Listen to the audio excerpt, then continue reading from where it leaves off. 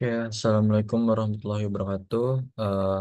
Perkenalkan, saya Muhammad Dafar Aditya dari kelas Metode Numerik 01 dengan NPM 2206055220. Jadi, kali ini saya akan sedikit menjelaskan terkait dengan tugas yang mengenai bagaimana sih flow yang ada di ducting yang nanti akan kita lihat ukurannya seperti apa. Jadi di sini saya apa ya, pada awalnya saya tidak mengerti gitu terkait dengan bagaimana eh, hubungan antara metode numerik dengan software-software yang digunakan. Lalu saya dan bahkan saya menggunakan software pun masih eh, bisa dibilang belum bisa. Saya melakukan ikhtiar, intention, meniatkan diri untuk mempelajari apa saja yang harus dilakukan pada melakukan saat melakukan simulasi ataupun eh, melakukan modeling matematika atau perhitungan secara numerik dan lain-lainnya. Di sini saya menggunakan software ANSYS, ANSYS Fluent. Di sini eh, sudah saya coba simulasikan. Yang pertama, sebelumnya kita harus mengetahui dulu idealization dari maaf, initial thinkingnya dulu. Di sini untuk menyelesaikan suatu permasalahan ini agar kita tahu berapa energi yang hilang pada ducting ini, energi yang hilang, terus pressure lossnya seperti apa. Itu kita harus ada terkait dengan suatu beberapa persamaan lah nanti terkait dengan mass balance, momentum balance, dan energi balance. Jadi pada permasalahan ini tidak hanya menggunakan Bernoulli saja karena Bernoulli tidak apa ya, tidak dapat bisa melihat energi loss yang terjadi pada ducting ini. Makanya kita membutuhkan tiga persamaan tadi: mass balance, momentum balance, dan energi balance.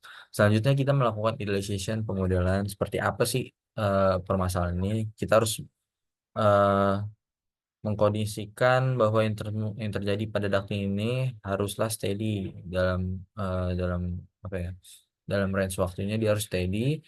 Terus saya mengeset gravitinya sesuai ini minus 9,81. Kita harus mengetahui juga gravitasi arahnya kemana. Lalu pemodelan di sini untuk viscosnya saya menggunakan SST K omega.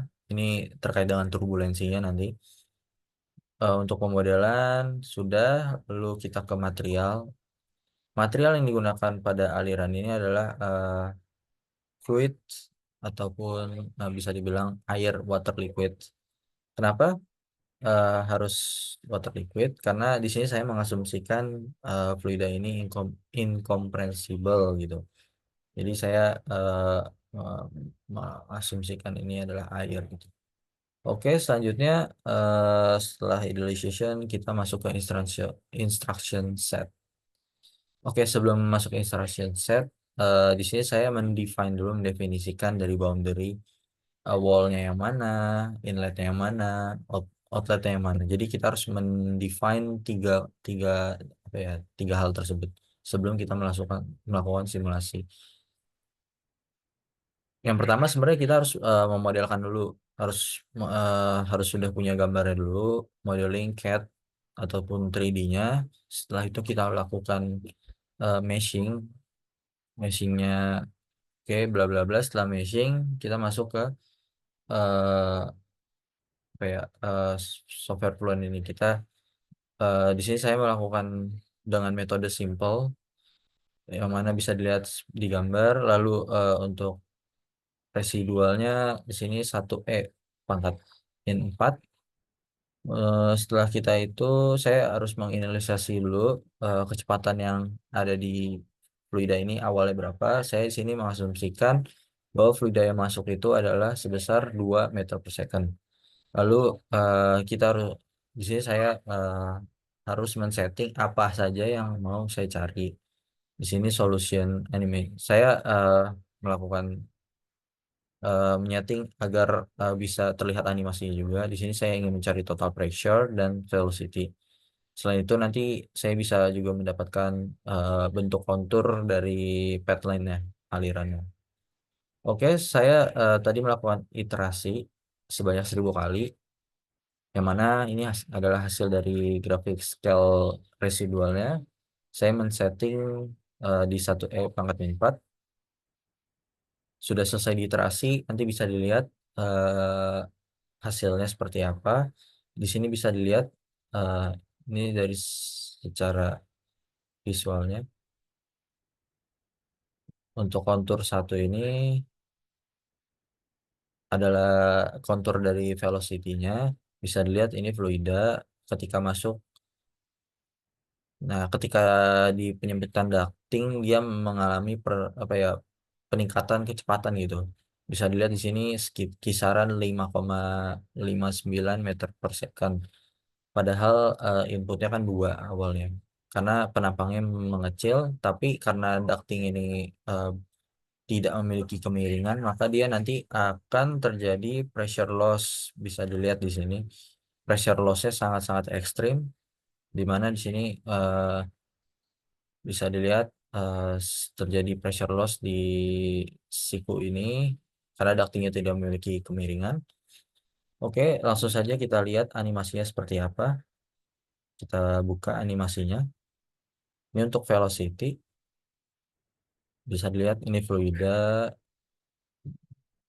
terjadi turbulensi di sini pada awal masuk. Lama-lama dia eh, parabol ke bawah dan hingga pada akhirnya dia akan terjadi aliran laminar. Pada awalnya awal masuk terjadi turbulensi di sini. Ini bisa dilihat animasinya. Oke, untuk pad line-nya atau ini adalah gambar alirannya.